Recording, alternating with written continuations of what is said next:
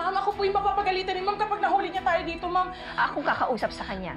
Ma'am, sa labas na lang po kayo mag-antay, Ma'am. Ako na lang po tatawag kay Ma'am. Kay Ma'am Olim, sige naman, bawal po kayo dito. Ma'am, mapapagalitan po ako.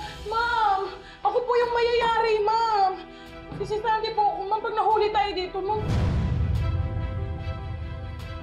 Ma'am, sige na po, Ma'am. Doon na lang po kayo sa labas mag-antay, please. Anong ginagawa mo dito, Astrid?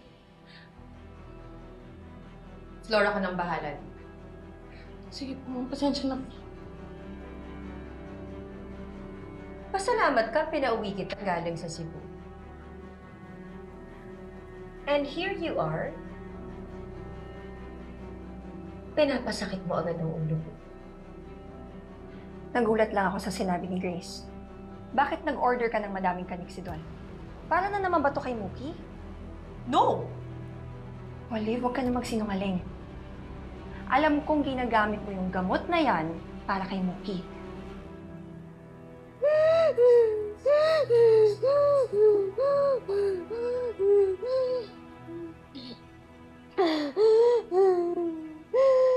Kapag pakiramdam mo madilim ang paligid mo, tumingin ka lang sa langit. Makakakita ka kahit isang bituin, kumikinang.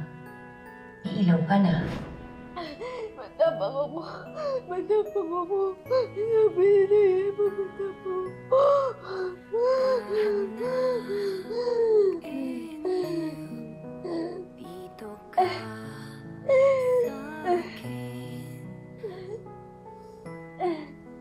Huwag na huwag mong susubukang pakialaman ang mga plano ko. Sorry, pero magkaiba tayo. Hindi ko na kayang konsentihin yung ginagawa mo. Kaya, akin na yan! Akin na yan! Akin na!